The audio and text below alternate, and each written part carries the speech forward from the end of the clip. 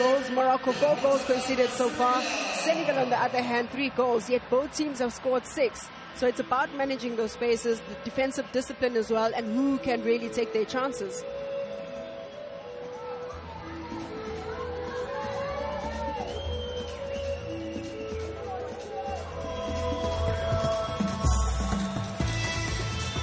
This is the moment we've been waiting for. The officials take the match ball. The teams follow out. We've got anthems coming up, and then we've got 90 thrilling minutes of high-octane football to try and find out who will go through to the quarterfinals. And they've been playing some great football. There's a couple of flaws in their games that we'll take a look at, break it down, and try and understand what changes they will be making to try and work out how to outfox their opponents. But all I can say is women's football here in Africa is just off the charts, as you can see from these fabulous images. You know, a packed out arena, that's exactly where you want to be as a player, but also as a fan, to get behind these wonderful players in this top quality competition. Well, we've got a moment to stand up for the 2 national anthems before we take a look at the 2 teams. Starting with the national anthem of Senegal.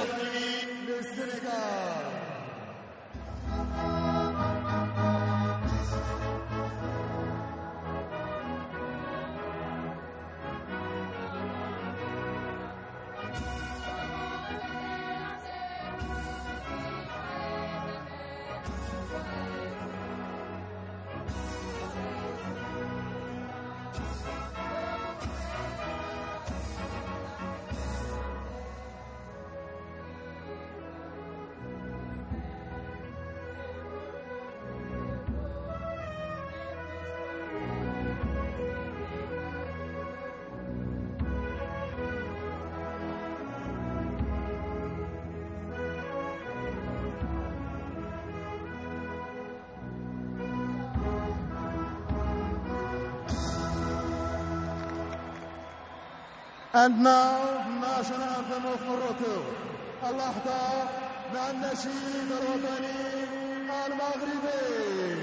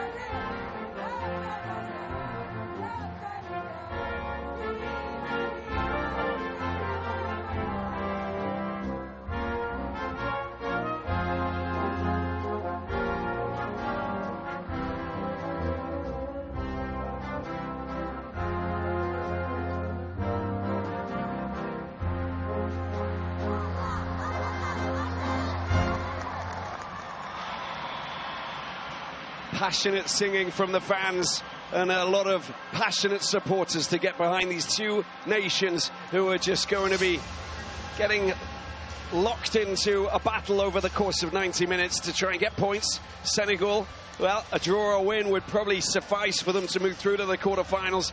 But for this Moroccan team, well, they got 4 points. They are at the top of the table. They want to go through as the top team because it will depend on where they position themselves, who they'll play against in the quarterfinals. As we take a look at this Moroccan team, of course, and Jorge Bilda, the man in charge, has kept Amishi, the goalkeeper, Redouani, Rabat, Benzina, and El Hadj as the back 4. Badri, Shabak, and Mrabet in the midfield, with Draidi, Tagnout, and Sakina Azraoui on the right-hand side. Solid team, as expected. Draidi and, of course, Shabak scoring 4 goals and looking so dangerous. The likes of Masoudi on the bench and Nakash obviously give them extra impetus the moment that they need to bring them on, Amanda. Yeah, no, absolutely. We've seen how the Moroccans have really been chasing the game so far in the opening games. But, of course, the bench always uses their impact and really drive the team forward. Yeah, and they'll be flying and using all of the players they possibly can as they try and find out a way of getting goals against this stubborn and difficult Senegal team. Fast improving, of course, as we saw. They're playing in their third appearance, but they managed to get through to the quarterfinals, losing out to Zambia on penalties in the quarterfinals in the last outing. The referees today, Shamira Nabada of Uganda, with Fides Bangorambona of Burundi and Sakina Hamidou Alpha of Nigeria. And the two captains, of course, there's Mama Diop, already boasting 2 goals to her name. She's such a colossal forward, isn't she? Over 6 foot tall, towering above Ghislaine Chabak, of course. Quality players there as we take a look at the VAR officials. Mario Rivet of Mauritania and Salima Mukansanga of Rwanda. Yeah, we talk about those two forwards. Well, Mama Diop leading at the front, and alongside her partner in crime, Nguena Ndiaye. They scored 6 goals between them in the opening 2 games, just to give you the lay of the land. But starting from the back, the wonderful Adji Ndiaye goalkeeper, Sane Ndiaye, Fal, a 17-year-old, and Babu. And then in the midfield, we don't have Mata. We've got Sek, Draman Diallo, all players of Aigle de la Medina, the top team and the champions in Senegal. Maladou Diop and Nguena Ndiaye up front there, Amanda. The fact that we don't have Mata in the midfield, does that change something for you? It's a little bit concerning for me, knowing just the threat that the Moroccans have in terms of attack. Meta is just that one defensive midfielder who breaks down play, but I think the coach is signaling that he really wants maximum points, choosing to go with a very aggressive attacking 3 in Diallo, Diop and Ndiaye. And that's, more than a handful for any defence, as we've seen before. 6 goals, of course, but there again, Chabak, she's already got 4. We've got Ibtassim Jaredi, who scored a goal as well, and Mrabet, one of the 4 goals against DR Congo. Backdrop, it couldn't be better than this, could it? I mean, look at that. That is sensational. Fabulous stadium, of course, and absolutely packed to the rafters. Yalla Yalla go the fans, of course, behind this Moroccan team. The Lionesses, the Atlas Lionesses, up against the Lionesses of Teranga. And it is Ibtassim Jaredi who gets the ball rolling for Morocco. Familiar colours, of course, for the Moroccan outfit, and of course white for Senegal under coach Mam Moussa Cissé, who of course a coach for the under-17s team, and now he's trying to work his magic and get behind this Senegal team and push them through so that they can reiterate what they did in 2022.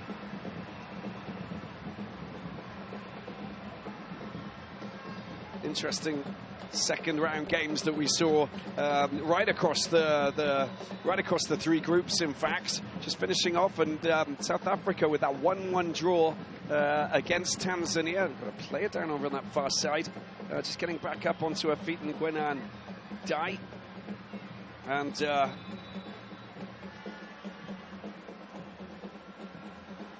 little bit of a, trying to look for a little bit of blood. I think there's a bit of a whip with the arm. There you go, there's the hand. The hand just goes back into the face, coming from the left back, Redouani.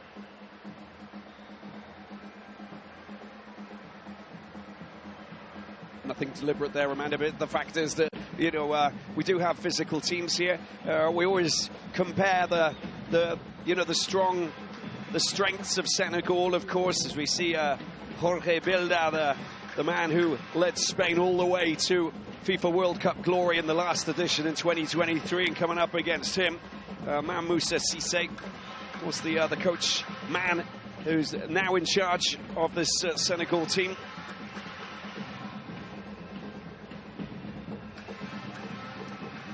A little bit of treatment off the side there for Nguena Ndiaye, the player who plays in Division 3 in France for Bourges, and of course an important part of this Senegal side. Benzina back over to Rabat, and Redouani loves to push forward, doesn't she? Attack now will always get involved. That's good work to find a little bit of space. Mabet's to the right. That ball goes over the top, and goalkeeper making sure that was smothered. And Adji Ndiaye but the referee very vigilant there just to see if there was an offside call. But how brilliant is Shabak, just taking that pass on the turn, peeling off the defenders and really finding that opening, and that's what the Moroccans love to do, to really exploit those spaces, just playing between the lines. Playing between the lines will be very important. There's Mama Diop and Benzina just getting in her back, and it's going to be a free kick. There's obviously strict instructions to make sure that Mama Diop doesn't get any space. Gwenan Dai doesn't get any space, and it's already, you know, the proof, as they say, is in the pudding. We've already seen it, Amanda. Yeah, it's a sign of things to come. Diop is going to have to really try and peel off from her original position to create those spaces for herself, but also for her teammates, and that's where Ndiaye is very dangerous. Very dangerous indeed. I think the fact that you've got a couple of, you know, quality forwards who can play off each other in different ways really, you know, helps to shake things up front. And the quick through ball into enemy territory doesn't go their way. It's good work from Nguena, getting tightly marked there by the defence at the back, Redwani Rabat.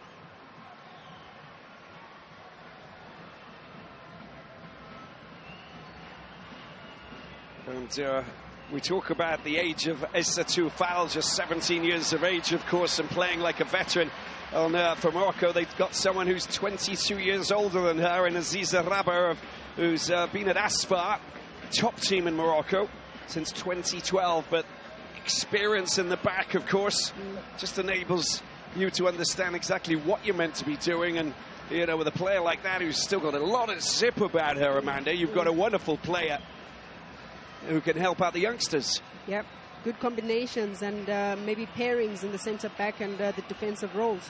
And Gwenar just down the right-hand side, trying to go down and get the crossover. She does a really good job to get it close to Mama Diop, but she couldn't get in front of the defender there. Benzina working really well to getting rid of that. And Eitel Hadj, coming across, coming in from the cold.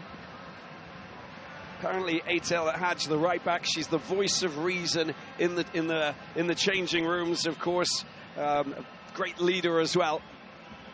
And all of the younger players. I mean, she's not. She's 30 years of age, but lots of experience, and you need to have that experience, you know, when you're listening and understanding, you know, how to play. I mean, I'm sure you went through that, Amanda, where you're passing on advice, you know, to the youngsters coming through the system. Yeah, because they need that little bit of confidence in them. Just a quick instruction, guidance as well from the back is quite important. Good leadership as well. I mean, sometimes you don't have to be the captain to be the one that dishes instructions, but in every position you need a leader. Yeah. I'm glad that I've got one sat next to me as well. Organising transport and everything, you know, is wonderful. I appreciate that.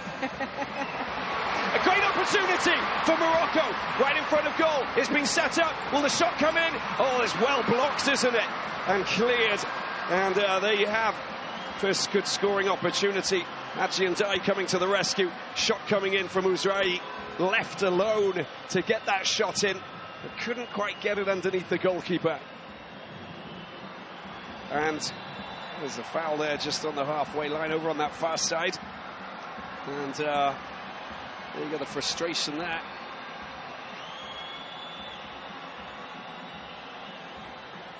Well, look at that, there's the pass. That was the moment. And just hit directly at the goalkeeper. But what about a setup there once again coming from Shabak? Yep, great vision as usual, expected from Shabak. Just setting up Ozwari. Thought she delayed a little bit, but compliments to the Senegalese defense. They really got back in time. Well, they've got their work cut out in defense tonight with the likes of Shabak, who's just, I mean, she is just a conductor, isn't she? She'll make music every time that the ball comes her way. Now, tag now down the left-hand side. She's dangerous. Tries to get the through ball through. It's nicely done with Drady. Gets it back.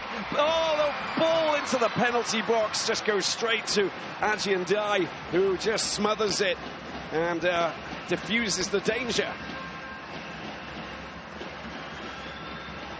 It's also dangerous, it's also quick. And I think that button, you press it and you hit overdrive, that's when you've got to be careful. That's why everybody's got to be so alert. Can't take your eye off the action.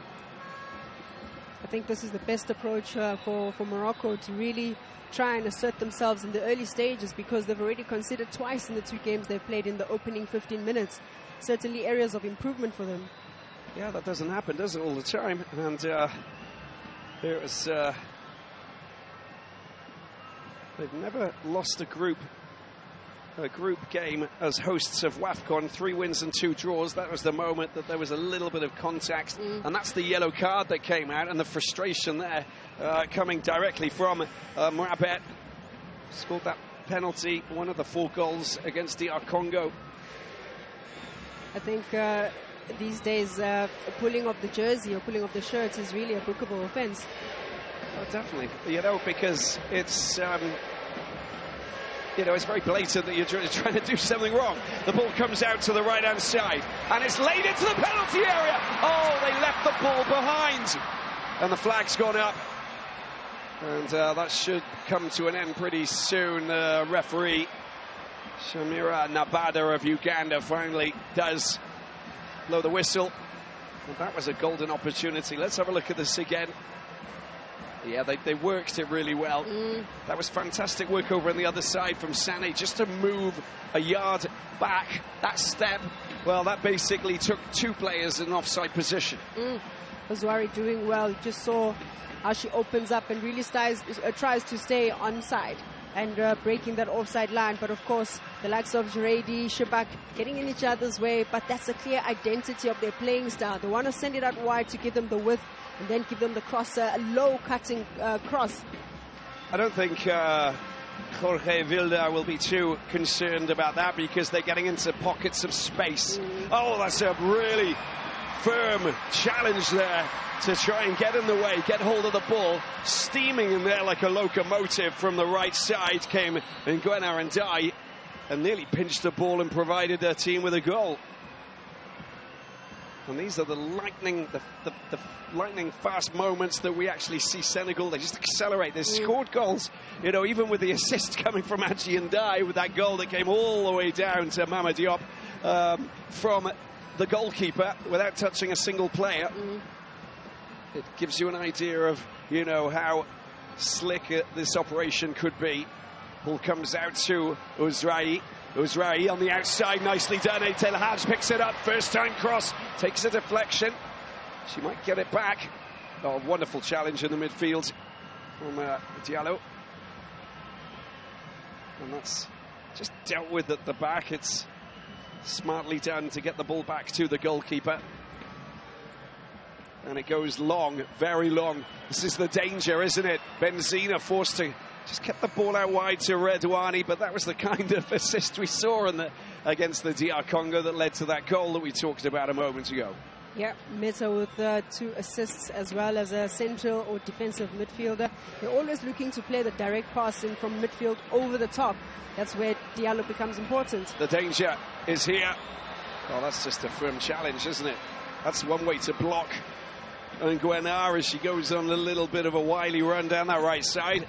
Wani, Zineb Redouane of Asfar, 5 players in this starting 11 for Asfar, the team that's based here in Rabat, that dominates the Botola League in Morocco, but also previous winners of the CAF African Champions League as well. Senegalese fans here. Yeah, we saw them. We knew they were going to make a little bit of noise and turn up, and of course here they are. Love their football. Well, it's a good run. This is Shabak. Shabak down towards the edge of the penalty box. Couldn't get it across. Good solid defensive work just to cancel out. Babu coming to the rescue. Good defense and cover from Babu coming through. Double teaming there on Shabak, because they know the threat that she has. 1v1 situations, but also having to block that first pass, that cross. Yeah, she's not just a goal scorer, she's also a supplier of passes, capable of assisting. Shabak picks it up, ball comes back. It's El Hadj with the first time crossover. The danger's here once again. Shabak, one touch, floats one over, takes a deflection and goes out of play. It will be another corner. It's always so lovely, and I enjoy watching a striker like Gerardi who has the presence of mind to recycle, to hold the ball, wait for teammates, recycle, and actually create an equally good or clear goal-scoring opportunity. Yeah, no, it's and there's plenty of those players, you know, within this squad who are fully capable of acting in that role. Now they've got to get it right. Oh, what's the call here? Well, I think there was... Looks like it's a goal kick, in fact.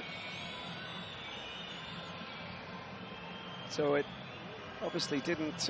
well, in any case, we're going to just move on. Fact is, Senegal have possession. And here's Adji and Dai. Plays for AS Bombay in Senegal. Bamboos, that's a good, decent ball, that is. Just moving up into the midfield there. And Diop getting involved. Benzina back to the goalkeeper, Demishi. Using that left foot, gets it out wide to Redouane. Calmly creating, no crazy rush to get the ball up. They do like to build and put together passes. It's crazy the number of passes they managed to put together in the last game against the DRC. 497, and 426 of them were completed. So, you know, we know that the style of their game is to, you know, build from the back, go back, bring it forward. There are no rules to their, you know, their build-up play, and then they launch one over the top like this, and it's picked up here by Redouane. Waits for support. That's a nice little overlap and a chance for... Oh, could have been something quite special there in the midfield.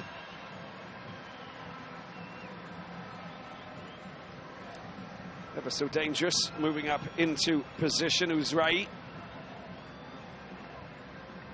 We see Tagnaut, who's moved into a midfield position inside. She can move out. They don't have any rules. I think that Jorge Bilda has understood what he's got on his team, and enables them to shift position a little bit and just you know, move out of that fixed position, just to give them a little bit of roaming space, not too much. I think the benefits of a 4-2-3-1. Yeah, gives you plenty of options. The triangles they create in that midfield.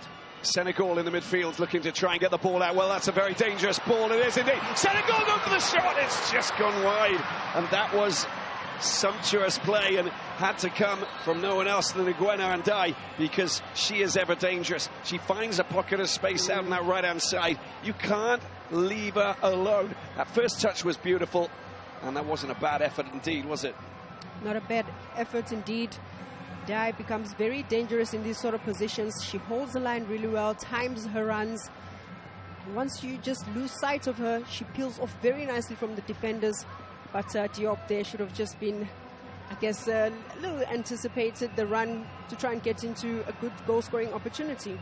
I think we've seen that a lot with Shabak, of course, scoring two of the goals were basically get on the end of the cross that comes over and get in front of your defender, you know, and in front of the goalkeeper. That's that little, you know, it's that beautiful spot where you know that, you know, if the ball's delivered in the right place, you can get there first, it's going in. The possession bossed at the moment by Morocco, as we kind of expected. But saying that, the percentage of possession for Senegal against Zambia was fantastic. 52 in the second half. Is another run down that left-hand side into the midfield, biding their time. Delivered again over to the left-hand side. The chance to get the ball across. There's the chance. It's in the back of the net. No, it isn't. It's cleared off the line. And that is quite extraordinary. Look at that from Gerardi. She gets the touch. She's looking across the thing. Oh, that was over the line. She does really well to follow the movements of the ball, get back onside. But as soon as that ball is released, it's almost as if just by her boots, she's found offside. Yeah. She really tried to hold her run. She really tried to time it. Offside call just at the start of that play, so just over on that far side. And There we go. That was the moment that the ball came out, and Tagnout getting the crossover, of course. It was Badgery releasing the ball, and she was just on the wrong side of the last defender, but it was a question of a couple of centimetres, I think. Yeah. Very questionable, very slight margins that really count, especially when it's a call for offside. The danger of having Tagnout down that left side and delivering crosses is it's going to pose a little bit of a problem for Senegal. They've got to be really slick. Adama Sane, the 20-year-old Wydad player, has got to get down there. That's a little bit overcooked on that occasion. They'll pick up possession, but she's finding far too much space, and on that occasion you can see there are options. You haven't just got Tagnout, you've got Redouani, of course, who can move up there. They can overlap each other. We haven't seen much of Redouani going or bombing up that left flank, but now she finds a little bit of joy and room. Senegal unable to control, keep possession, goes out of play, throw in for Morocco.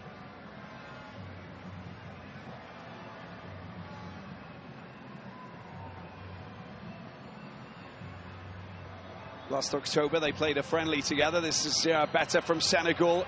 Got the control there. Gwenar doing really well, trying to get this a little bit of space. It goes out, and it should be a goal kick on that occasion. But she twists and turns. She's such a wily player, such a difficult player to deal with. And Gwenar and Diop can get into that pocket of space and do the same thing. Yeah, good combination play, just building up into that final third. Lots of options, but the triangles and the shape that they give to one another, I think it's a sign for things to come. If it is that they gradually build up like this from the midfield, it's a sign of confidence. There's Benzina trying to send a high ball through to try and pick out Zouzraoui of Tenerife, Anderlecht, of course. And just back in the dugout goes Bilder, the coach of this Moroccan team. 20 minutes in, it's a very interesting battle, isn't it? We've had a few scoring opportunities, pretty level at the moment. More possession, of course, for Morocco. I think we expected that, just it's their style of game, but they're ever so vigilant playing against Senegal because of that the three front girls who are just such dangerous players, right?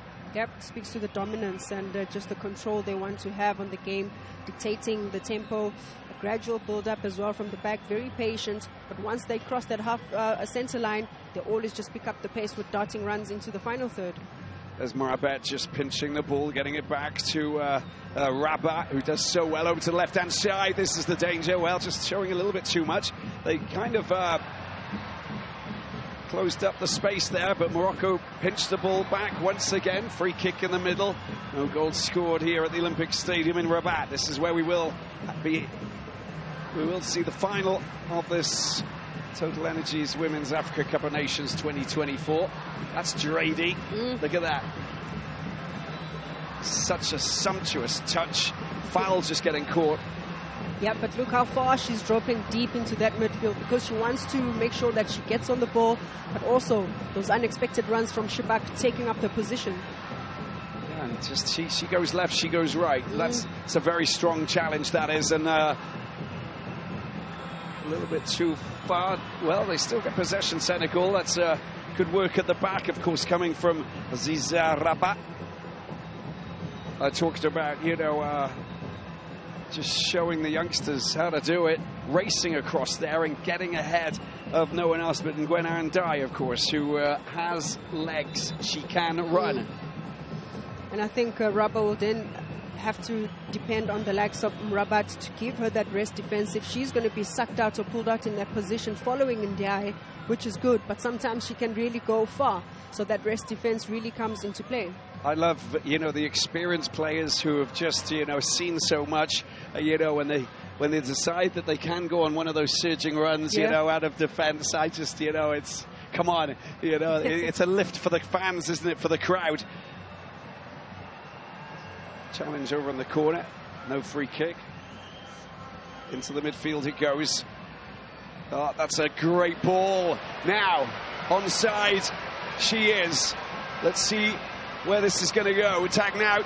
Joe's into the penalty area. Can she get the ball back across? The answer to that is no. Two players going straight in and making sure that Drady couldn't do anything about that. Yep, a strong tackle from Ndiaye. But once again, Drady showing great strength to stay on her feet. This time around coming from the left side, showing her mobility. But Ndiaye, ever so present, manages just to guide that ball out of Drady, who I thought has been really threatening in these opening stages. To Sam Drady, plays for Al Ahly in Saudi Arabia. She, of course, scored a penalty against Zambia in that 2-2 draw. They went down.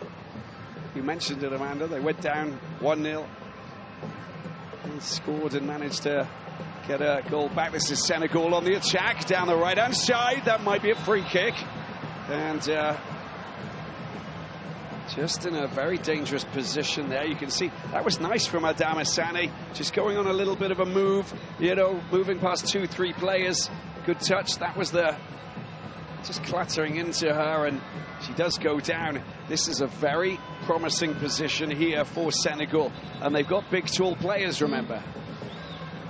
Tall players, imposing figures in the likes of Ndiaye, Diop as well, Diallo, very physical, shows great strength.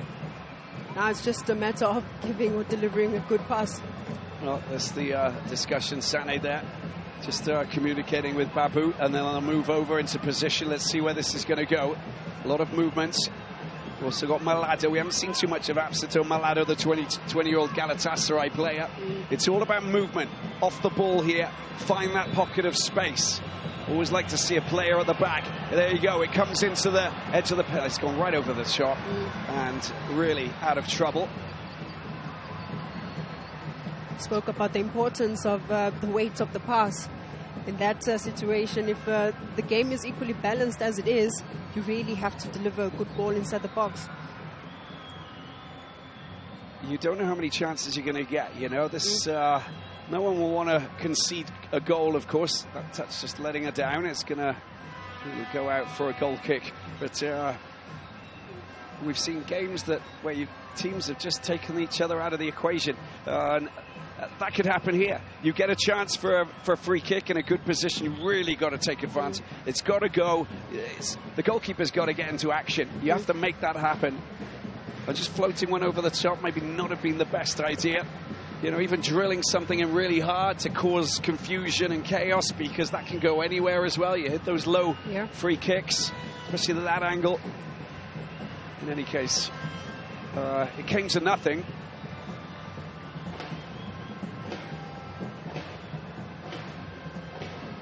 Malado unable to get anywhere near that. 25 minutes gone here. Morocco, Senegal. Fans kind of waiting, you know, and hoping and expecting this game to come to life a little bit more. It definitely will, there's no doubt about it. I think that it's just, you know, we're in a period where they're just really trying to find those players in space and deal with the offside trap as well. I think we've had a few free kicks that have gone against the attacking teams, and that's made it quite complicated, especially Morocco.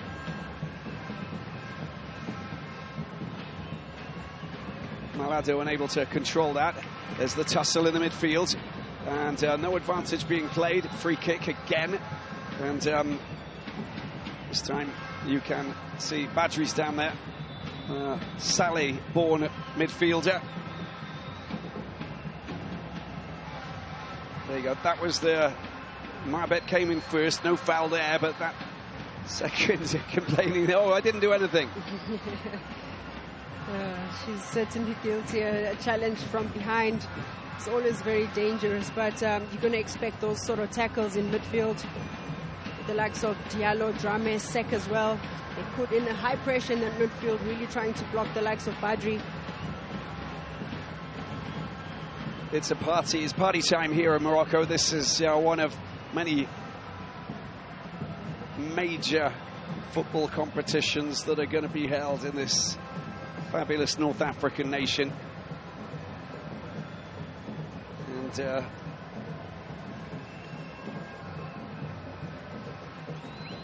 I think that we can honestly just talk about the importance of football here. It's really being steered in the right direction. It's not just men's football. I'm talking about women's football. The plan was for in 2020 project to really get girls playing, get women playing, all age groups. 90,000. That was the idea.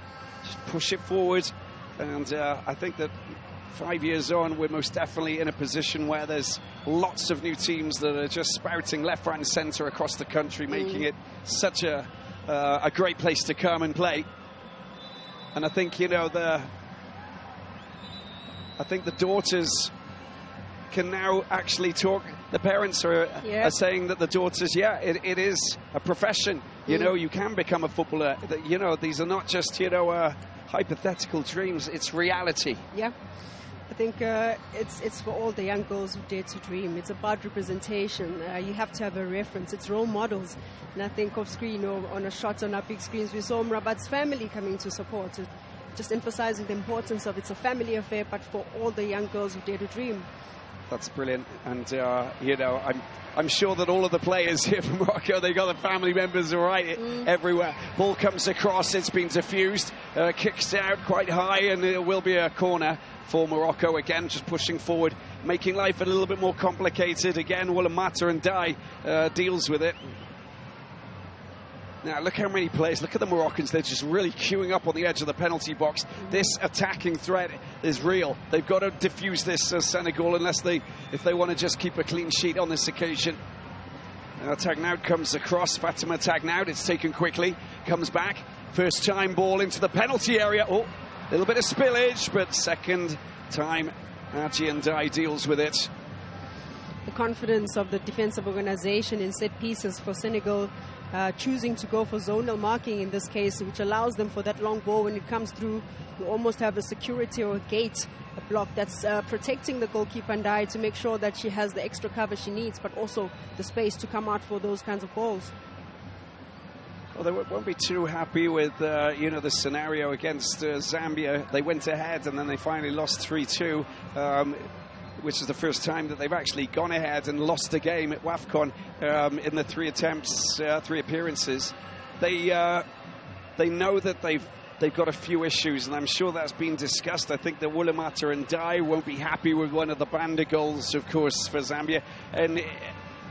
But that you talk about this, you try and find the solutions to deal with it, and then of course in the space of a few days you realize that you're not going to make that mistake again, and that's the synergy and the communication and the work that you put in to try and make it a solid formation, cutting out the issues.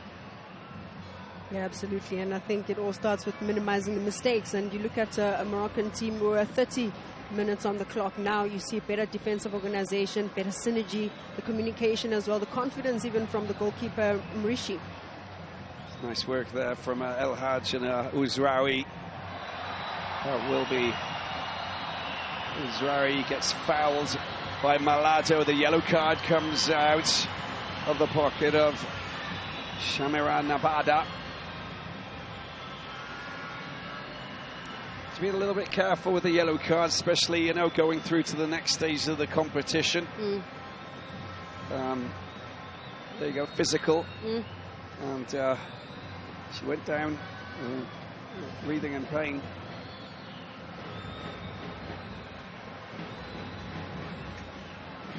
And it's the kind of game that they play, isn't it, Amanda? The Moroccan, the methodology is quick, fast passes, so defenders are going to commit, and they're going to come in, and because they use speed and acceleration as one of their key tools to do what they do. Big players coming in are always sometimes, more often, going to be a little bit late on the challenge. Yep, because they force you into those areas, but also the quick transition once the ball is turned over. El Hadj with the delivery. There's a header coming straight out the back from Ndai, and finally goes out of bounds there. Picks up. work, good strong work, and of course you've got Mamadou Diop coming back as well to defend, which is fabulous to see for Senegal, because they know that this is an important game. This is a very important game, and it will define where they're going in this competition. The 3 points was great against DR Congo. That was a solid first half that saw them really look so strong. It's gone over the crossbar and out of play on the right-hand side there from El Hadj. But, you know, when you do go ahead and you finally lose the second game, you know that the third is going to be pivotal, and it's not the easiest opponents to play against, is it? You know, the host nation. But also you come into a match like this under pressure. So because you are carrying that kind of pressure, you want to rush the game. There's no time. You want to get that early goal. And that's where mistakes start creeping in. So they have to really remain composed, stick to the game plan, and really take their chances when they create one. That's lofted over the top. There was quick movement, lovely touch, and a chance for a goal. Oh, it's just gone wide for Shabak. If ever there was the player we thought would score, it was the captain. Put in a path and just couldn't get it in the back of the net. Well, let's just have a look at this again. That was a superb touch. It was there as an open goal for her. She did everything right, got rid of the goalkeeper and defender, and just couldn't get the target set and get the goal. Yep, it's the third run, or the third player running for Morocco, that really confuses Senegal. They have to track their markers. Now a chance for Senegal just to push forward. There's the touch from Mamadou Diop, and it's set up once again, and a chance for Nguena to try and get on the end of it. Well, there is a free kick for a foul, and it's going to be Morocco who will get the ball rolling once again. 10 minutes left in this first half, and just haven't seen that clean break. That last one from Ghislaine Shabak, who, I mean, she knows that should have been in the back of the net. But you saw Bilder, he wasn't too worried. It's been picked up by Ouzraoui, the goalkeeper. Is making sure that that's not going anywhere. You have to be careful. And you can't be that lackluster at the back. Ajindai getting into trouble there. Let off the hook, very lucky. The hands go up to say, sorry guys, that was on me. Yeah, an opportunity to just collect the ball, recycle, restart, and change the points of attack. Shabak. There's the touch there from Tagnout, and the shot that comes in from the left-hand side, and it doesn't go into anywhere near Ajindai. But you saw that Badri was perfectly placed. That was all set up sublimely, that really was. Yeah, Badri just finding a pocket of space to exploit. But you could really tell just from the body positioning that she didn't lean over the ball to give it a little bit of comfort and a cushion. She just drives that on wide. But here Ndiaye tries to force a goal kick out of this, but Ouzraoui, very experienced, takes a chance. And I thought she could have just collected the ball, recycle it, and start building up from the right side. Well, the sun setting here in Rabat, and you know, we talk about this this wonderful stadium that's going to be hosting the final of this Women's Africa Cup of Nations 2024 Morocco, and there's going to be a real buzz in the run-up. We'll find out who goes through and what's happening as we go deeper into the competition. We see that Ndiaye is still down there on the ground receiving a little bit of treatment, and the fans, well, they're just enjoying the party atmosphere. They do love football here in Morocco. I mean, you talk about Asfar and the men's side, you could talk about Wydad Raja, you know, there's all of these fabulous battles that take place, and the great cities of Morocco, from Essaouira down in the south. And if you like reggae, there's a big reggae festival down there that they do every year, and Marrakesh with all of the beautiful smells and scents and the magic of, you know, the big square there, and the riads. Oh, it's just brilliant. in the beautiful West Atlantic coastline. That was the chance for Shabak. I think there was a touch. Big chance, eh? Big chance for Shabak. She knows that she could have done a lot better, but with just this minimal of space that she gets, the defenders do really well to sort of block that pass and not really give her comfort into unleashing a powerful shot at goal. Look, I think Wulamata and Dai, who we mentioned, may have been partly responsible. I mean, she's also a wonderful player, Banda, but, of one of the goals in that 3-2 loss against the Copper Queens. I think she came back to make sure that there was no messing around there. Just blocking that little bit of space in front of Shabak as she tried to pull the trigger on that shot. And sometimes, that's just enough to upstage and startle a forward who's just about to find shooting boots. Over to the right-hand side, it's gone absolutely nowhere from Diallo. Poor communication. In the midfield, the danger. Again, you can see the acceleration. Love it the way they just start moving forward, and it's Tagnout's got such great pace. It's dangerous, you always know that something's around the corner when she gets the ball at the feet, and then she starts to just drops her shoulders and then lifts off. Benzina in the midfield. Bit of a blind pass there to put it back to El Hadj. The idea was good coming from Uzraoui. You can almost draw a triangle at every given opportunity, just how it is that they position themselves, the shape that they keep, because they're always trying to find an outlet. Benzema does really well to drive from the defensive zone into midfield to create a forward pass, but also there has to be an option wide.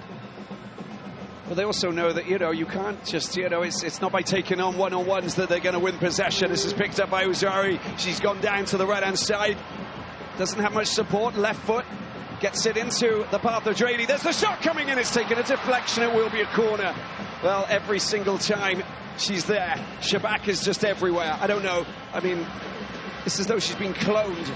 I mean, it's Shabak to Shabak to Shabak. It's unbelievable. She is just everywhere. She's everywhere. She waits for a moment, always willing to find the space in that midfield. Drady once again doing really well to set her up. She's the first point of reference. Shabak will take the corner.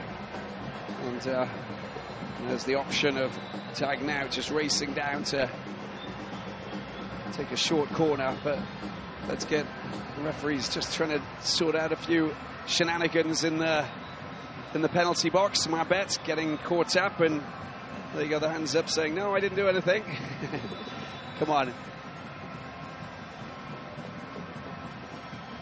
There's going to be a lot of movement here. Mabet, one of the tallest players in this Moroccan team. She is, in fact. There's the delivery into the penalty box at the far post. Taken well there and snatched perfectly there by Adji and Dai. Player goes down now.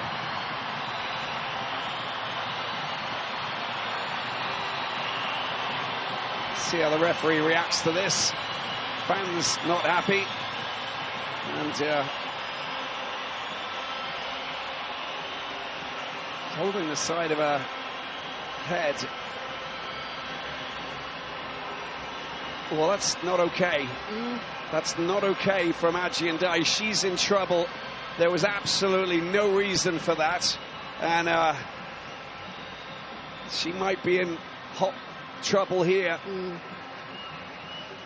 I mean, that was blatantly a push in the side of the head, so they'll talk with the officials and get the lowdown and find out what's going to happen here. But there's going to be a card coming out of there, there's no doubt about it. And I think that it might be... Well, I'm not going to suggest anything. Let's just wait, because...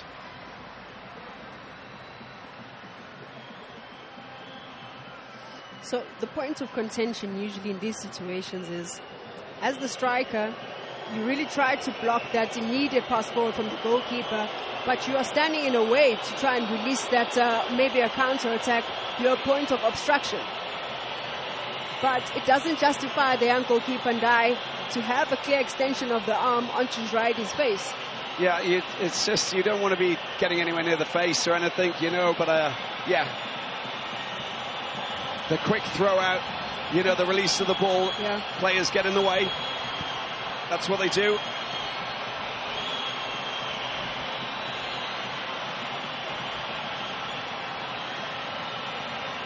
Waiting for the verdict here for Aji and Dai.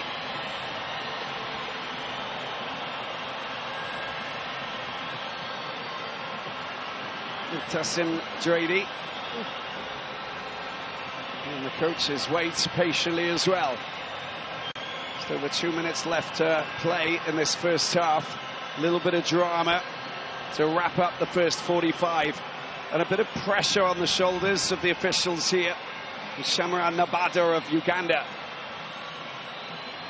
who's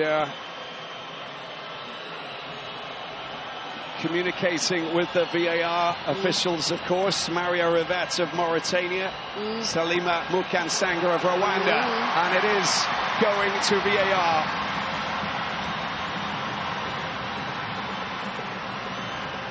They have to take the images back a bit further, Amanda. I think that what we saw was literally that moment when there was contact, maybe a second before, but we need to go back a little bit further to understand sort of, you know, where it got to. There's no doubt about it that there's contact there, but maybe there was... that doesn't look great. Well, anyway, for me, it's going back a bit further on to see if there's anything else that happened beforehand. But that is it for me. It's that elbow to the side of Draidy's head. It's dangerous. It's across the face. I don't think it's very reckless from the goalkeeper. And she's an outstanding goalkeeper. Yeah. It's, you know, she's 18 years of age, and, you know, just a moment of madness. So these are the images that we're going to take a look at. Right, she catches the ball. So look, there's the first. So it's a red card check, of course. Now, the mitigating information is, does she bump into her before she actually, you know, does that? And I think that we saw that there's really hardly anything in there. I don't know. This is not looking good for Senegal, to be honest with you. She's a young goalkeeper. Just 18, 19? 18. 18. These are the lessons that she's going to have to look back on. No pressure whatsoever. And even if she was looking for that long ball forward, she has a majority of her teammates in her own half. Why not delay the play? As I said, recycle and choose another point to have a build-up. But there's no need for that. Absolutely, I mean, you know, no there's need. just no need for it. And, you know, it's not okay to do things like that, and hence the reason why the officials are taking it, you know, upstairs. It makes complete and utter sense, and, you know, it's inexcusable. So, referee Nabada coming out onto the pitch. There you have it. It is going to be a penalty, and it is going to be... oh, there's a yellow card that's gone out to Sane as well. They need to be calm and collected here. It is not easy. Now, it's a yellow card, not a red card for Aji and Dai. So, she's kind of been let off the hook. And I don't know... listen, it is what it is. We'll just try and see what happens from this resulting corner. I don't know why she's still talking to the referee. I would keep my mouth shut. I would get down, you know, to business and focus on what's happening next, which is a penalty, you know, that she's got to try and save. Yep. And this is it. This is why Mama Diop's there. She knows what she's doing. She's a leader, reaffirming in DI that she has earned a spot to be where she is. She's brilliant. Now it's about shutting out the noise, the emotional intelligence, and making sure that she does anything in her best possibilities to stop Mrabat from converting. Yasmin Mrabat with a penalty in added time of the first half. She scored against the DR Congo. Up against Aji and Dai. Oh my word, that was a pile driver. The goal has been scored by Morocco, who take the lead. And the host nation in front of their home fans here at the Olympic Stadium in Rabat, jumping with joy. The Mrabat family having an absolute party here at the moment because, well, She's got parents who are, I think it's a mother who's actually English. Well, look at that, into the corner. A stunning spot kick. And a 1-0 advantage for Morocco. And Adji, she's just lucky to be on the pitch. This is an important moment for Mam Moussa Cissé to just rally the troops and get them back focused. Yep. Good penalty from Rabet. Good height, good power. Pressure penalty at this point in time, but really does well to keep composed. Clinical finish. He celebrates in front of the home crowd, and what a moment to celebrate with the family. Magic. Senegal have to keep cool. They can't get, they can't get shaken up by this. It's happened. It is what it is. They've still got 11 players on the pitch. Yeah. It was a red card check, so they got to count themselves lucky rather than, complain that it was a penalty. It's not okay to do, acts like that. We move on. Morocco have a 1-0 advantage, and 3.5 minutes into a 6-minute added time. That's a great delivery and a good opportunity. She goes down, Mamadou Diop. But there's nothing in that as Morocco pick up with Shabak going over to the left-hand side. Tagnouti, great through ball. Goalkeeper. Of course, she's going to jump on that, Adji and I. She won't. She won't be conceding a second goal in straight succession, will she? Benzina. Two players down. A little bit of collision there. Diop with Rabat.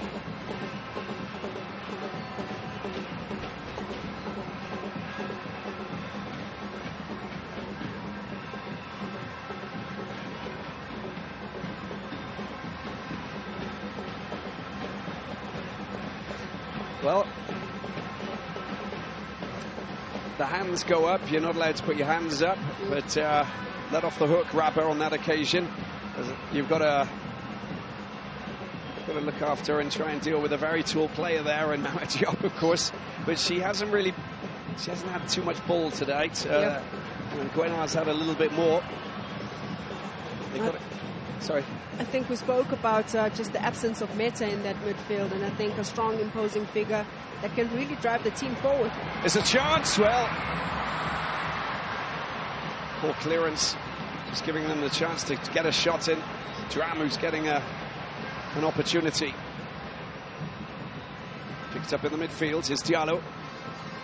That's wonderful work from Diallo, just to sweep away and get past Drady.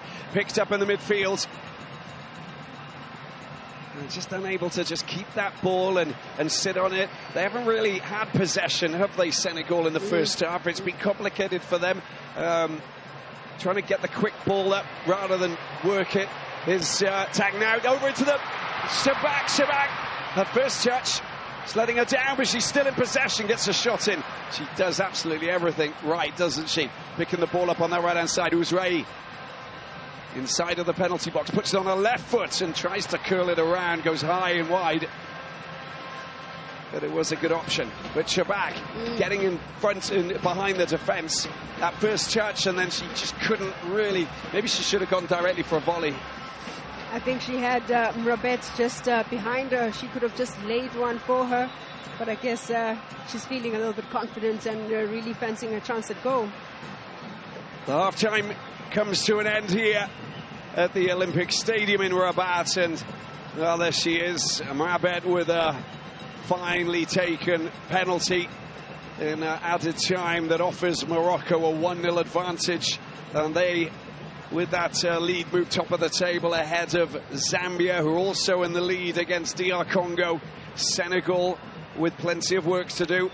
Could have lost a player, Amanda, but they didn't. It's Morocco 1, Senegal 0.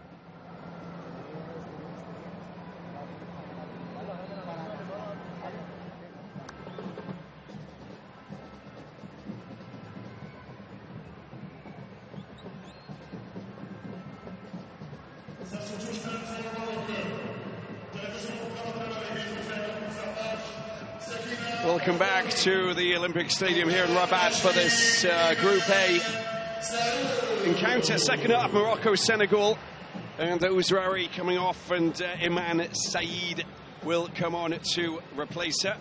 FC Nantes player, 23 years of age, former Servette player, born in Casablanca.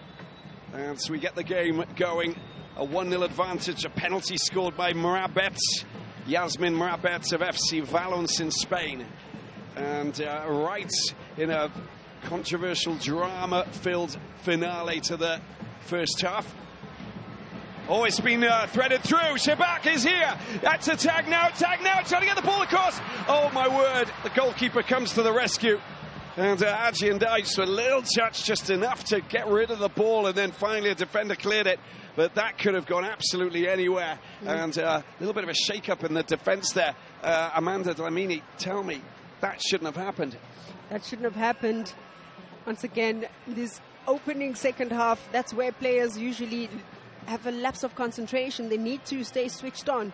And this was a moment I thought Tagnaout should have just taken the responsibility and probably punished Senegal, but of course judged to be an offside.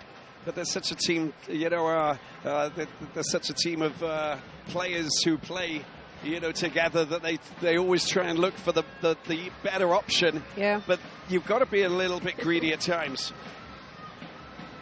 Mamadou Diop trying to go up and challenge in the midfield. Rappers there, making sure that life is tough. They're picked up by Senegal. And the attempted through ball, I don't think that was the right decision there, coming from a second in the midfield.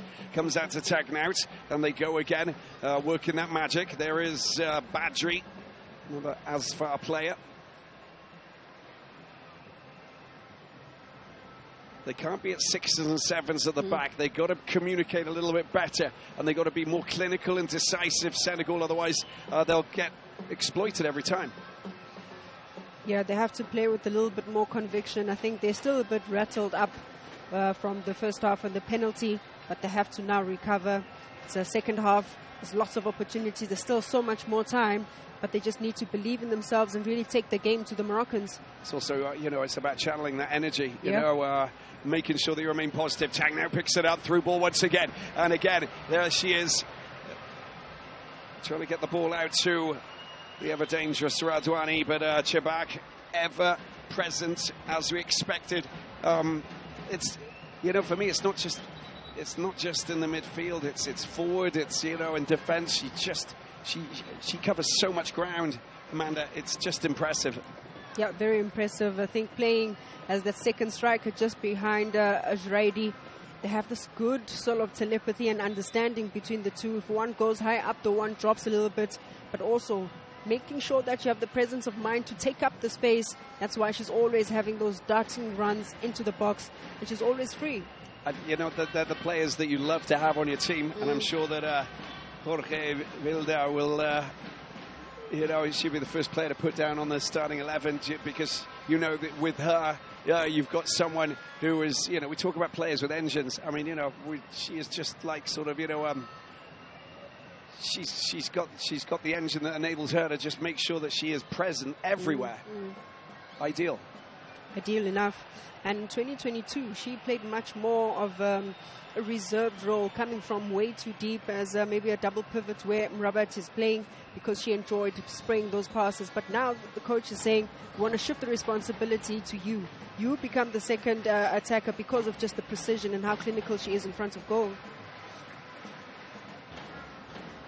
Tagnaout intelligently getting the ball back to Aziza Rabat, over to Benzina. Building blocks at the back, no rush. That one goal cushion will have given them plenty of confidence going into the changing rooms at half-time, just knowing where they are and how they can now orchestrate. It's up to Senegal to attack, and they're not getting that much possession. Tagnaout again, just cutting inside. And just using, on this occasion, Badri. Badri's there.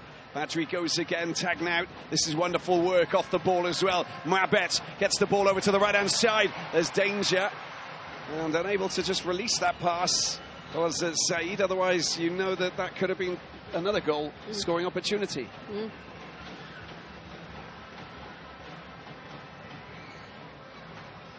It's quick passes, it's quick movements, running off the shoulder. You have to time that run to perfection. Nicely done from Sané. Into the midfield they go now. Bit of space here for Mama Diop. Couldn't really get a pass over to the left-hand side where you know that there's going to be, someone, not just Malado, but here's Morocco on the attack once again. Pushing forward, Drady. She also has those wonderful, running lines that causes problems for any defence. There's a little bit of contact there on Dai. The hands go up. Free kick it is.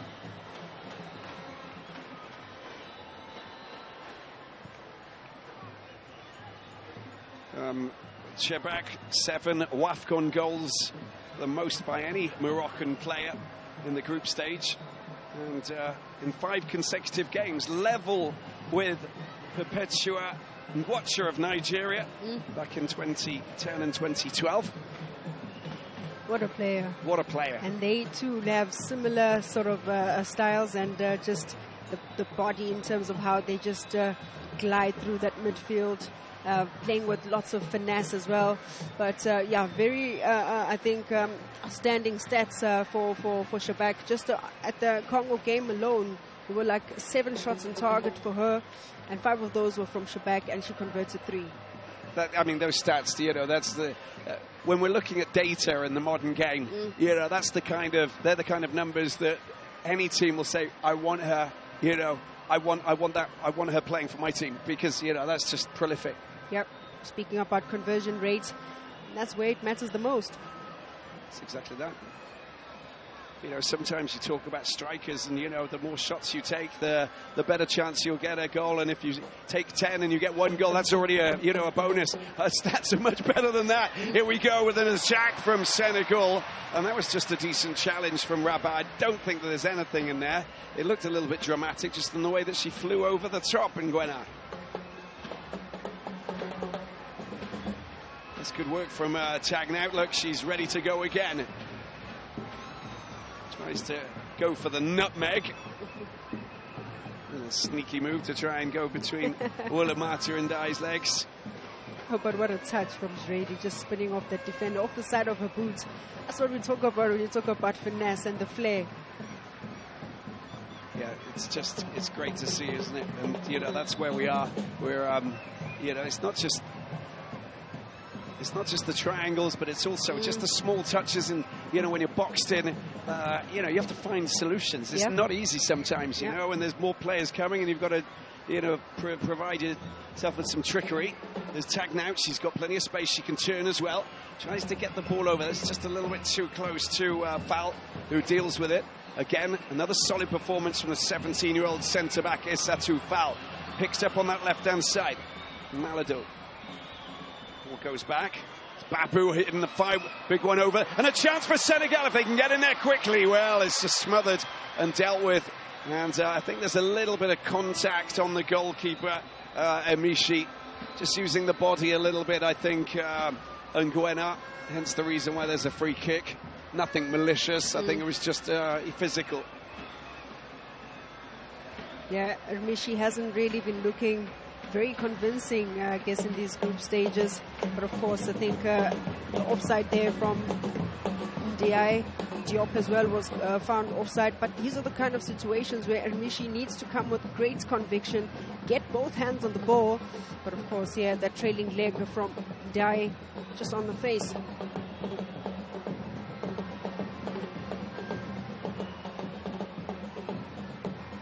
Still making noise, got the jumbies over there. All of these Senegalese fans, fantastic fans, wonderful nation it is, where again football is starting to become big business. We talk about how important it is for football to progress. Well, the fact is that 3 years ago there was only one women's team in Senegal. And it was just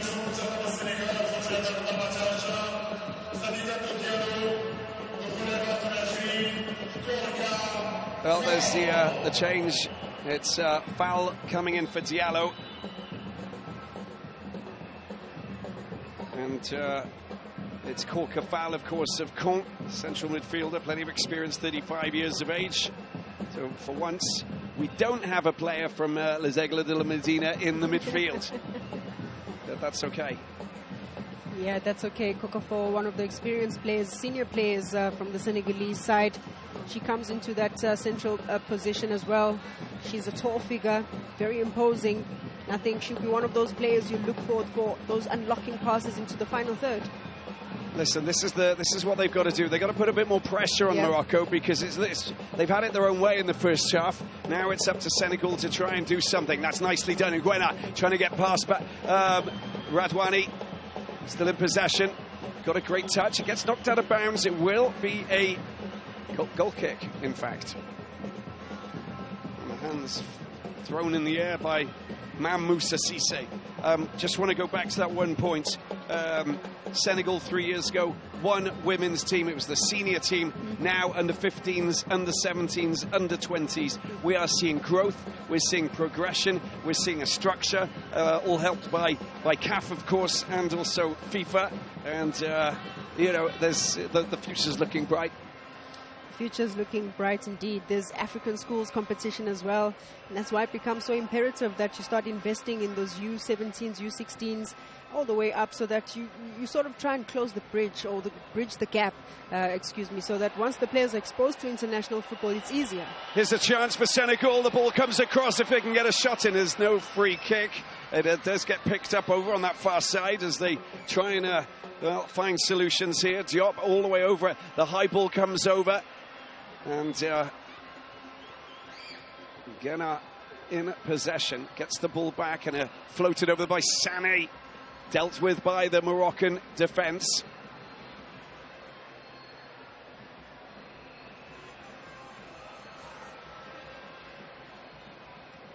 Back.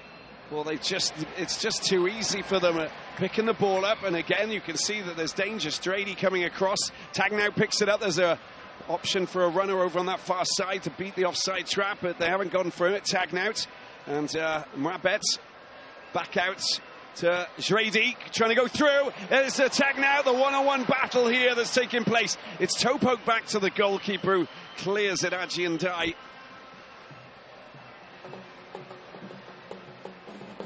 It just looks a little bit too easy for them sometimes.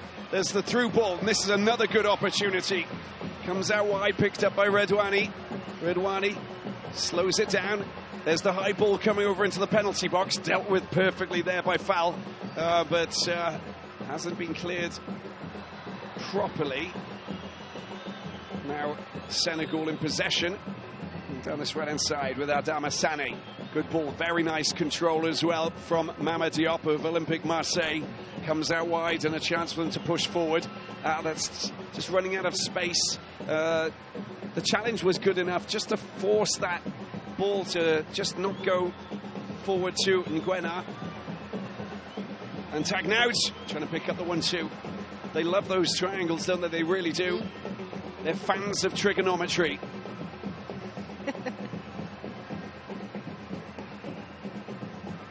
And the ball goes out of play. And it's going to be a throw in here for Senegal, and picked up by Sané. Sané of Wydad Casablanca, of course, based here in Morocco, just down the road. Lovely turn.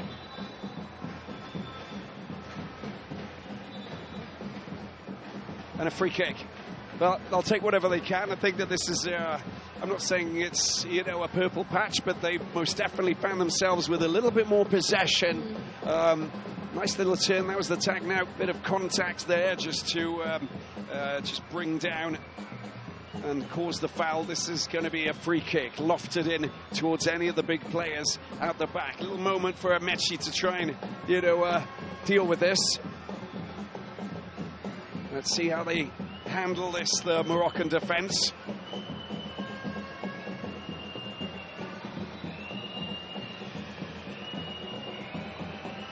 Fired into the penalty box, goes high. Mama Diop trying to get on the end of it. There's another chance. It's just been cleared over that far side and dealt with comfortably.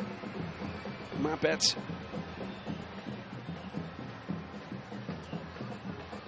She'll always try and take on Mama Diop in terms of marking from a set piece, from a corner, because they're pretty much the same height.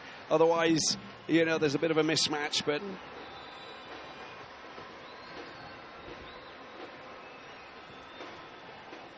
there she is, Yasmin Mourabet, father from Morocco, mother from England, and spent a lot of time in Spain. All of those nationalities and the passports. They got an extra big drawer, I'm sure, with like passports galore from all of the family members. And that's where we are. That's a luxury. A little bit of a frustration there. There you go, tagged out, getting caught up. Need to walk away from these situations. Don't get caught up. We've seen it before. They don't want to see it again. And Moussa Cissé will not want to have an issue. You can see that there's a shirt pull there from Tagnout. It's very blatant on Adama Sane. She does get frustrated, but if she reacts after that, then it can turn into a bit of an issue.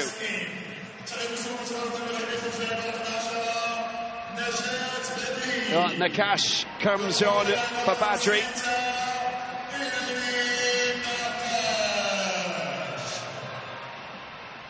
She's come on twice now in the last 2 games against the DR Congo.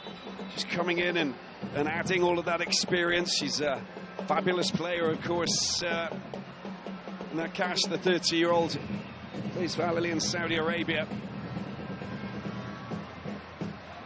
Former Servette and Dijon player. There are 3 players queuing up, and it goes out to the left-hand side. Shabak can't get on the end of it. And they're tagging out as well on the left-hand side. Could have been an extra option there, Amanda. Maybe rushed it. Yeah, I thought she rushed it a little bit, but just the ability to have those options, catching Sane on the blind side with 2 players free to receive the ball, that could be very dangerous. But it's all about communication. Yep. It's all about just making your teammates know who's in position and who's there. 7 shots to 3, Morocco running the show in that department for the moment. I say for the moment. It's been a good second half for Senegal, but they still got to get shots on goal. They still got to make it a little bit more complicated, and they can't lose possession. They're losing a lot of ball down this left-hand side, which was a carbon copy scenario against the DR Congo in the first game. Shabak, Tagnout, all of these players. And then, of course, we can talk about Msoudi coming on off the bench as well and adding more problems to this left side. Good work from over on the right side. Wiley, as always, working her magic. Said. And that's a decent clearance just to get rid of the ball. Picked up by Rabat. There's Tagnout. Tagnout taking on a player. She does well. Gets past it. Down towards the byline into the penalty area. Gets the ball across straight into the goalkeeper's hands. Adji Ndai deals with it. It's kicked away very quickly. But a little bit late to try and latch onto that. And it's Morocco who move quickly into position. Sometimes we keep forgetting that Adji Ndai was a striker for the Senegal under-20s team just literally less than 2 years ago. Yeah. So she wants to get that assist, that quick ball upfield to try and find one of her striking teammates. But the accuracy in the passes as well. I think she, with the distribution, she manages to locate that outlet in terms of Diallo on the left, but possibly as well try to locate the likes of Diop, maybe Ngoye as well on this right side, because she's the one with much more longer strides with the pace, and probably just fancy their chances. They need to vary their play sometimes. Yeah, it's exactly that. It's about variation, moving, shaking things up a little bit. We still haven't seen any sign of Meta, and I honestly think that she might have picked up a small little injury, hence the reason why she was on the bench. And you know, I don't know. she's not 100%. You know, it doesn't really help the cause putting her in the midfield. Do you want to have players who are not 100% because they picked up an injury or so? I don't know. You know, this is clutch football, isn't it? You know, we're at that time where you've got to get those, you've got to get goals. You've got to try and score to get yourself moving through to the next level of competition. Well, there you saw a lion, an Atlas lion, or an Atlas lioness. I think, Robbie, you speak about the subs on the bench, players that can really have an impact. Diakate from Olympic Marseille hasn't been used, and I thought she was one of the bright stars in the 2022 edition. Most definitely. You know, who knows what these coaches have got up their sleeves. The ball doesn't get past Benzina, who just thwarts that driven crossover. And picks up in the midfield, carried forward. Here she is, Nekash, out wide to Redwani. Redwani using Nekash once again. Lofts one over the top, it's dangerous. I like the look of that. And Saeed's over on that right-hand side. The ball is quickly over far post. Oh, it's touched. Goalkeeping genius coming from Aji and Dai. That was very lucky indeed, and a little bit unfortunate there for Morocco. That could have been a second goal. She did so well. Yeah, she did really well. She follows the movements of the ball, the flight of the ball, but just spills it onto oncoming traffic, which can be really dangerous. You need her defenders as well to have the presence of mind to clear the ball. A good touch, but once again, Morocco always have runners, always have players in and around the ball. So it's a one-hand, she parries the ball away, and Draidy's there to actually get the ball back to Shabak. She should have done a little bit better. It's Senegal in possession now, and passing the ball around, something we haven't really seen in this game so far. Be happy to get a decent shot in on goal, just to test Mishi, who's probably thinking, you know, it's been a little bit, I've been left a little bit out in the cold. That's wonderful work there from Radwani. Tag now, trying to just toe poke the ball past her marker. Nice 1-2, free kick. Nekash, and a free kick, and that's Nguena, who's gone down, and a wonderfully positioned free kick that they've got to take advantage with, because the last time they had something in a similar position, remember they hit it and they floated it right over the top. That's the foul. Clumsy there from Nekash. Yeah, clumsy indeed, but also a smart player. Nguena is, she loves to draw those fouls because she has the presence of mind to know her area. It's just close to the 18-yard box. It could be a 50-50 opportunity at goal. You're telling us a little bit about how you used to play, Amanda? Of course. Get in there, you know, be physical. That's what it's all about. Fair and physical, right? Of course. There we go. Don't want anybody getting any bad advice. Come on. It has to be within the rules of the game. There we go. There we go. This is an interesting situation. Babu stands on it. Let's see where this goes. Babu tries to go directly for a shot, and Mishi not really spooked by the delivery there. Wasn't really hit with much force. Could have been a few decoy runners getting in the way to block her view, but it came in quite quickly, so no serious threat. And we'll have a couple of changes for Senegal in a second or two. But Ante Dembele, who looks like she's going to come on, and Habib Balde as well. Sorry, no, Awa Diakate, you mentioned her, of course. And that's going to be interesting to see. Maybe she'll replace Dram or someone in the midfield, I think, or maybe Sek.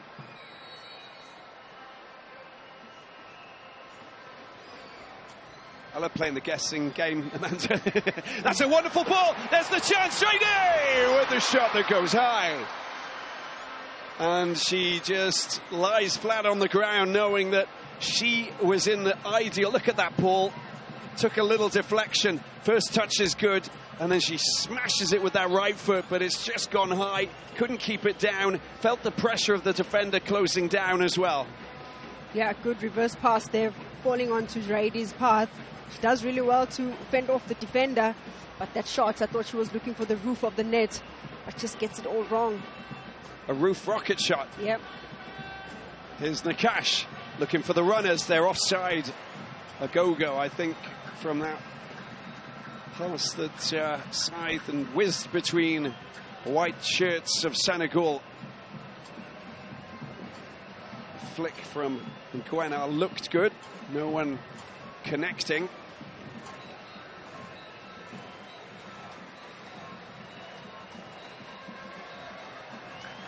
And back in the hands of the goalkeeper, Amici. We got 20 minutes left to play. And it's still 1-0 for Morocco here. And it's still 1-0 for Zambia against DR Congo as well. Rishi picking the ball back up.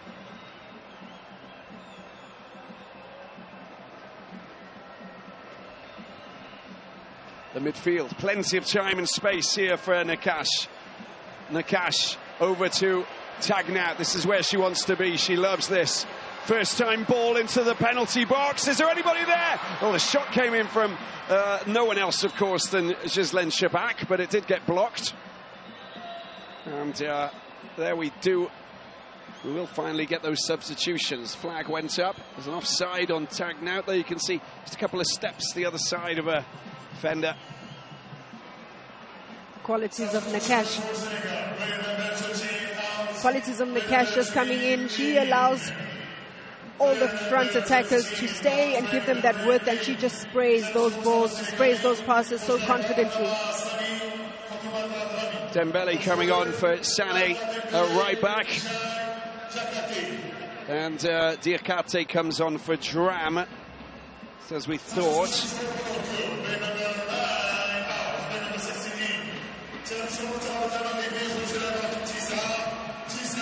Well, Jaredi goes off, Laharami comes on. She's the Levante player based in Spain, former Gangon player, PSG Paris FC. She most definitely has plenty of experience at 28 years of age, coming into this match with 18 minutes to go, knowing that these are important times. Here's Rady. Well, she didn't get the goal. She came close. And Sané of Wydad Casablanca. The question is, what's going to happen in terms of who's going to go through? Now, the fact is that we've got the two top teams that go through from each of the three groups. Yep. And then we've got two more places up for grabs, which are the two third best placed teams out of the three groups. All of the four bottom placed teams will go out. As it stands, the DR Congo are at the bottom, and Senegal would stay in that third position with their 3 points as it stands. And of course, we've got 7 points for Morocco, and then also with Zambia. But Morocco are at the top place because they got a better goal difference, because it's 1-0 for both of these two leading teams.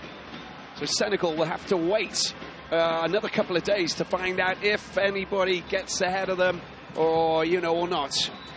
It's time to crunch those numbers, all these permutations. Yeah, it's exactly like your favorite sport. No, you keep on telling me about it. It's okay. We can tell everybody around the world. I trust you with the mathematics here. I'm glad someone does. Here we go. There's the delivery. Deep into dangerous pockets of space. It's allowed to bounce there, and finally, good work to win possession over on that far side. There's the delivery that comes over. It's dealt with by Benzina, headed away. And Had sending the ball upfield, but again diffused. They're very happy hitting the high ball over the top. They know that they've got danger, but there's contacts there from Nguena, and it will be a free kick. And you can see Redouani just going down. She did go into it, but look at it. There's the push. I mean, it's a pretty blatant push, but all defenders and forwards with the high ball, they all, the set pieces, they all get tangled up. There's always hands and arms and every, you know, it's okay. It's part of the game, but there's, you know, there's a rule book to respect, and, you know, sometimes you know, you get away with a little bit of, you know, shoulder barging, but I mean, you know, it is part of the game.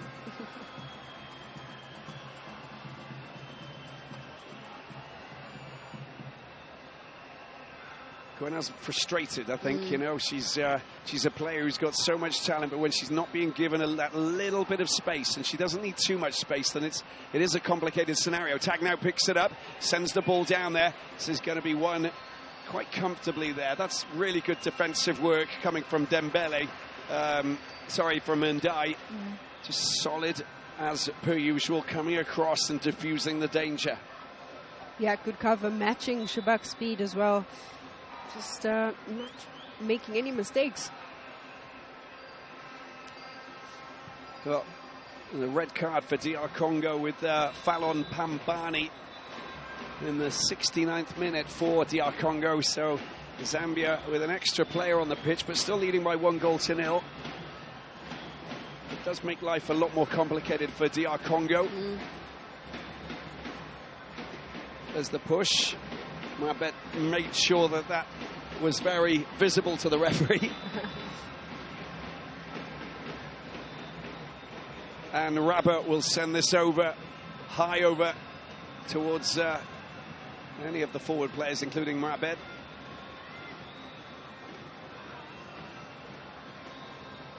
Goes out wide. Shabak, there's Tagnout. She's so comfortable on the ball, isn't she?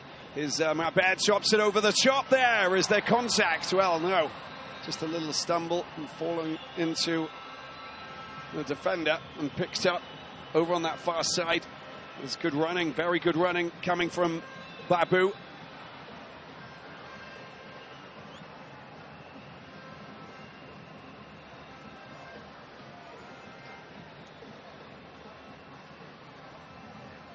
That's 14 minutes here at the Olympic Stadium in Rabat.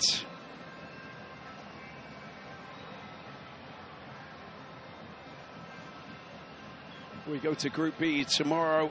Nigeria, already the only team that's actually qualified going into the third matches in the groups, of course. There'll be an action. Here's the free kick for Senegal. It's straight at the goalkeeper again. And actually not really trouble. It's the second time that she's had a pretty tame free kick struck and that's directly hit them. Yeah, taking no chances this time around. Ermishi, a confident grab at the ball, safe hands. Picked up in the midfield. This is where they're dangerous. They're giving it a little bit too much space. Tagnout trying to pick up possession. Comes back off her. It's going to be a throw-in for Senegal. Oh, no it isn't. Redouani back to Tagnout. Tagnout. She's got panache on the ball. And there's the ball stroked into the penalty box. And of course there has to be no one else but Ghislaine Shabak. Shabak. And cleared, kicked away. That's going to be a throw-in. That's nicely done. And good work down in the corner from the replacement, Dembele. Ante Dembele, 31 years of age. We talked about missing an Egla de la Medina player in the midfield. We got one back at right back. I knew it was going to happen. There you go, just to make sure that the numbers are good. It's a second WAFCON. Part of the team that went through to the quarterfinals in 2022. Yeah,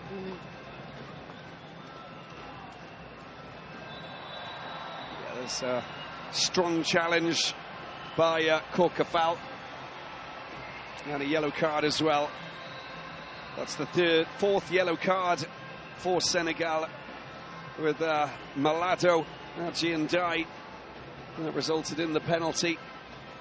And it's Sané.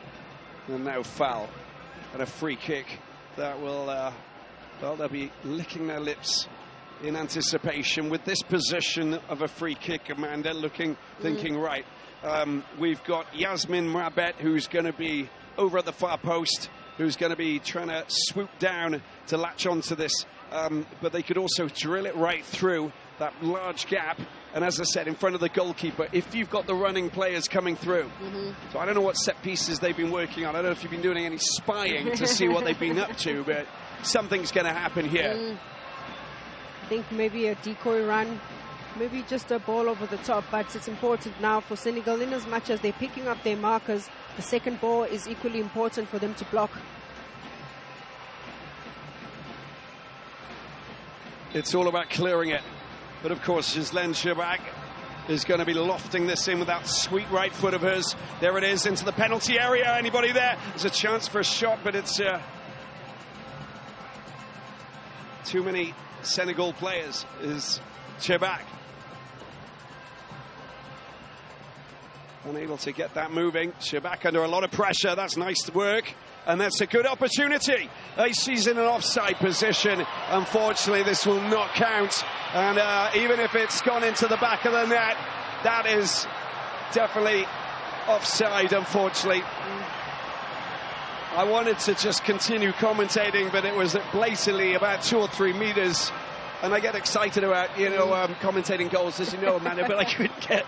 it was just, it was so visible to us. But a sweeping move. You've got to wait, you've got to wait. She was out wide. She had the time to just hang back a little bit. And, you just got to believe in your own pace. Yep. She could have just held her run, go out wide, give them that width. Kokafo really tried to unleash her very quickly. That pass forward, spoke about how instrumental Kokafo will be. But Malado just rushing forward, and I think a golden opportunity for Senegal. Malado goes off, and we got to change. And our Kassé is coming on. Egla de la Medina, the 22-year-old.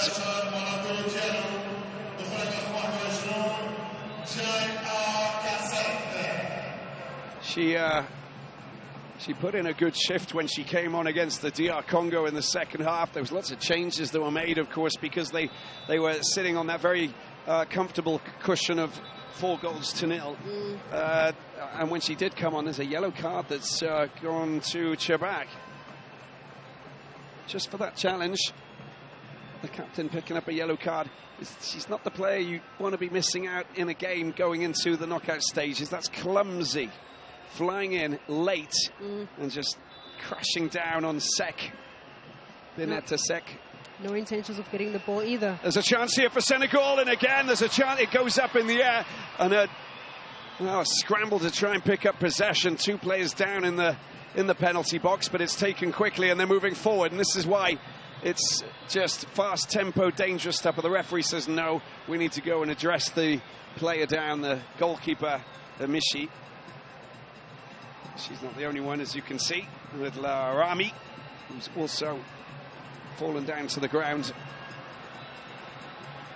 It's the right leg, isn't it? The inside of the right knee.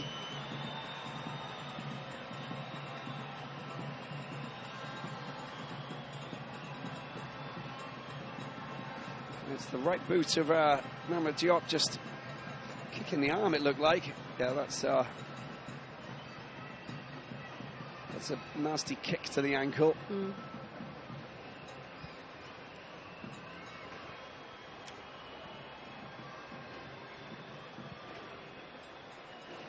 What are the tactics now? I want to understand what Mama Moussa Cissé is going to try and do here. You've got 7 minutes left to play. We probably got a whole bunch of minutes to be added onto the top at the end of the game, of course, because of all of the injuries and, all of the stop-starting scenarios that we've seen in the second half. But the fact is that, they need to find something. You get a goal, you got a point, you can pretty much say that you've got a very good chance of moving through to the quarterfinals. You don't go for that goal, you're going to just be waiting, biting your nails, hoping that you can actually still go through, but you're clutching at thin air, kind of. 3 points is good. 4 is much better. 6, You're in a pretty good place. Yep. But they're not looking like they're scoring, Amanda. Doesn't look like it. It's been a really tough contest for these two. Morocco as well. They've really bossed the midfield, but the goals also really not coming forth as they would really like. Bit frustrating, isn't it? Yep. Mabet surging forward, tries to sneak the ball through. Again to, there's an offside call on Shabak. Free kick. Mari's back on the field. And all good. And that was the offside on Lamari.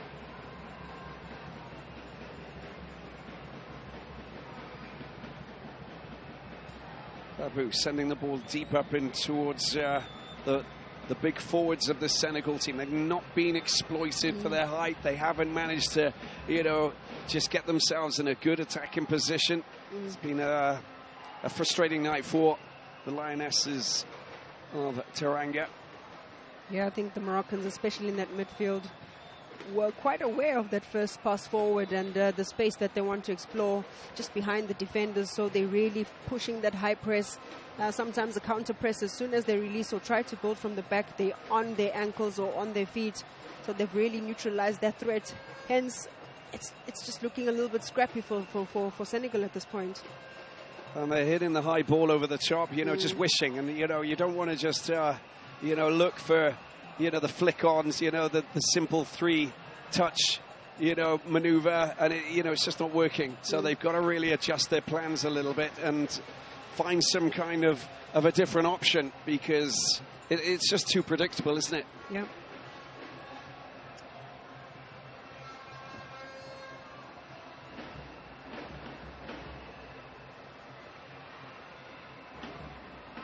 Picks up by Redouani.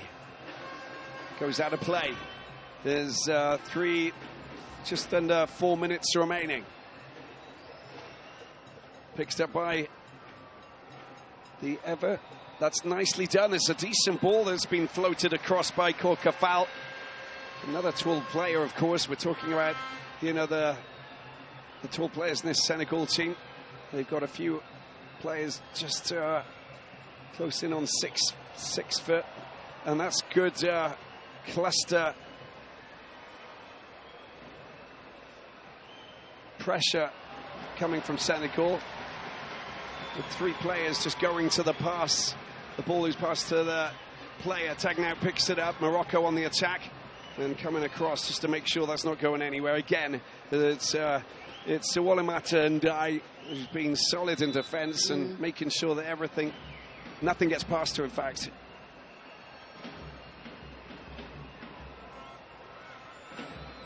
Redouani lofted over the top. The run that was made by Said. Redouani with a touch. Tag now down the left side. They can go. There's the triangular moves that they like to produce. Decent header to get rid of the ball once again. Communication from Benita Sekenko. Redouani tagged out, left foot over to the far post. It's maybe a little bit too quick for anybody to get into position, but the idea was good. Little surge forward. No free kick. Yes, there is a free kick. A little bit of contact as she was darting through, and a little trip there coming from Lahrami. I don't think she really meant it, but it was good enough to just bring down the Senegal player on that left-hand side. Again, route one. Well, there is a chance. Well, that's nicely done. The ball has been picked up, and there's a chance to come in and swoop on that. And Mama Diop looking like she was going to take advantage of Nguena working really well. There it is. It comes back. And it's Cassette who's coming across, of course, to try and pounce. Yeah, once again, just showing her strength. Going for that byline, hoping that there'll be a teammate to really profit from that cutback. And she does it so well. They need to do more of that, but she needs also support. She can't just fly the flag alone. Yep. Diop going up, Casse going up. Corker foul with the delivery into the penalty area. Who's on the end of it? Takes the bounce.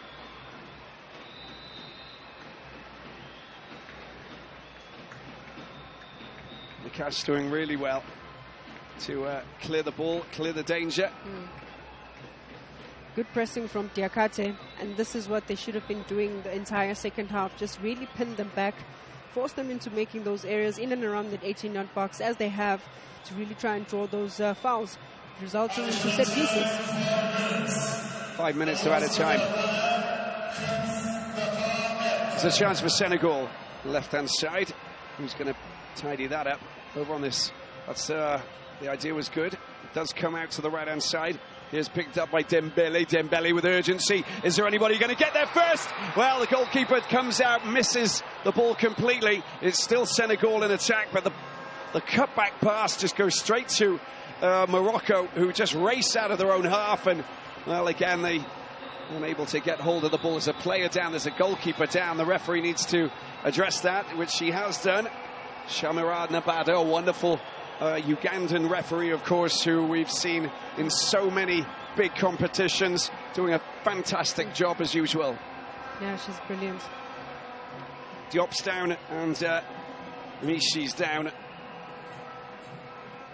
Well, that was very brave to go in front of the goalkeeper. I think it was very much a 50-50 scenario just to get that touch, you know, just to make that theirs, because, you know, it's always very dangerous for goalkeepers to come out like that when you've got big centre forwards coming your way, you know, juggernaut style and speed. And afterwards, you know, if they do get there first, then it's complicated. We'll see this again.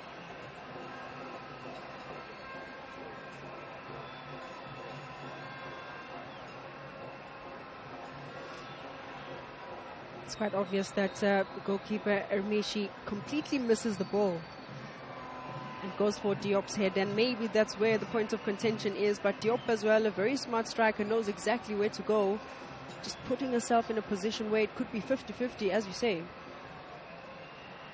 I mean, these are the reasons, you know, why, you know, you've got to take advantage of, you know, what you've actually got as a player. And Mama Diop, when she goes anywhere near the goalkeeper or there's a high ball coming in, you know, you tend to sort of, you know, go, okay, I've got to be 100% into this, otherwise she will get the ball, she will get a touch, she will, you know, use that strength and the force to actually, you know, win possession, get the header. And she's the ideal player. And I think that maybe Mam Cisse thinks, oh, there's a little bit more to it than, you know, just the fact that there was a 50-50 ball there. But it's fallen on deaf ears, and we're at the other end. And here she is once again, Chirac trying to get the ball across. Well, arms go up for handball, claims for handball. And even Jorge Vilda claims that it was stopped by the hands, but we're going to carry on. There's Chirac. And Senegal, we've got just over 2 minutes remaining for Senegal to score an equaliser, bolster or improve their chances of qualifying for the quarterfinals. Otherwise, it's just a waiting game until Sunday night. And I think we're going to check this. Well, it came off the side initially. And she's moving her arm away. Yeah, no penalty for me. Once the ball ricochets off the body and goes to the hand, I don't even think that it touched the hand at that point. I totally agree.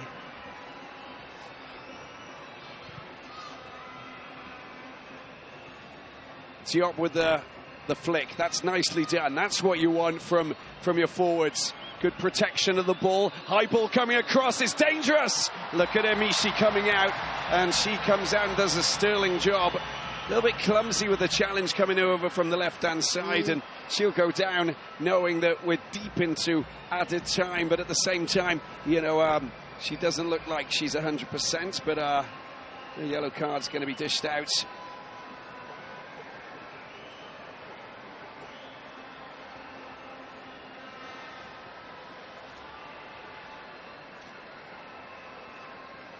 As it came across from the left-hand side, and you can see that she can't get anywhere near it. It's clumsy. She tries to duck. Honestly, she tried to avoid collision, and I think that, you know, it was just accidental. But she runs into her, and that's clumsy and a bit dangerous. Yep. I think good goalkeeping from Enrishi. You have to compliment that. Goalkeepers usually command their area, and when they go up with that knee, it's usually to protect themselves from oncoming attackers really coming to try and destabilize. And at that point in time, I think definitely a yellow card just for obstruction. Yep, she'll just have to accept that now. It's up to the referee's discretion to blow the whistle. Maybe we're up to the 5-minute mark. So now we enter no woman's land, if you like, just to because we don't know if Senegal looking to try and get themselves a shot on goal. Otherwise, it's all about tagging out Morocco, just sitting on this. Nice slick play there from Larami, goes out wide. Long ball going through. That's a very dangerous clearance. A little bit too close to comfort. The attempt to try and get hold of the ball and push it forward. That's a good through ball. And good coverage as well coming in. Oh, dispossessed, a chance. Larami gets the ball out. Is Saeed, and it goes out of play. It will be a goal kick.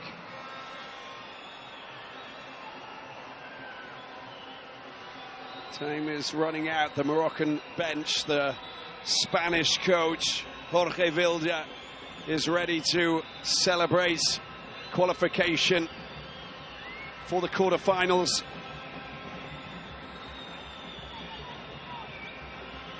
One last chance maybe for Senegal to get an equaliser. Aimlessly kicking the ball forward, hoping, believing that there's a chance. That's a good ball. Shabak picks it up. Shabak goes around. Oh, it is just delightful. Look at this. The touch on Shabak. She smiles. She celebrates. And Morocco will not be given the goal because she was marginally offside. Thought she broke that offside trap very well, timing a run to perfection. But clearly, officials have something else to say about it. Well, it's not going to dampen tonight's performance, so we're going to check this. Yeah, I think it's a worthy check. That is definitely a worthy check. Yeah. I was sold on it.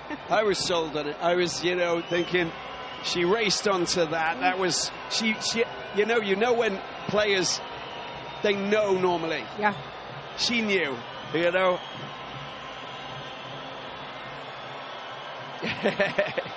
Well, Shabak will she get a 5th goal and move top of the table in goal scoring leadership here at this Women's Africa Cup of Nations or not?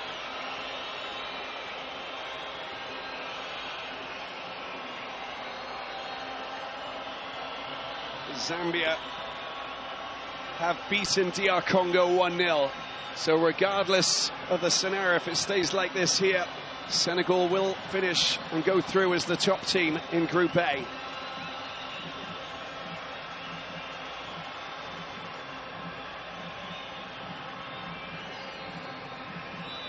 No, it is offside, but there's the final whistle, and they've done it. Look at the Moroccan players racing onto the pitch.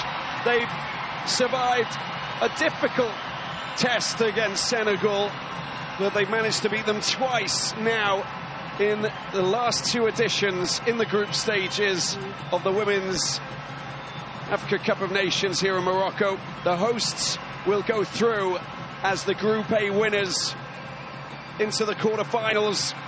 Congratulations to them. Not an easy game, but they've done enough. Senegal will have to play the waiting game to find out if they are one of the 3rd best teams. Zambia will go through as the 2nd best team from Group A. and Zambia and Morocco playing some wonderful football. Senegal would have loved to have got a point here, but been a difficult one. The final score: Morocco 1, Senegal 0. Mrabet's penalty in the 47th minute and the end of the first half in added time, enough to send them through. Amanda, we can most definitely say that Morocco, they bossed it throughout. Senegal will be a little bit frustrated that they didn't really get shots in on goal, to be honest with you. Yep, but I think they can be proud of themselves that they didn't concede a goal in the open run of play. It had to take a penalty, of which there were improvements in terms of their defensive organization.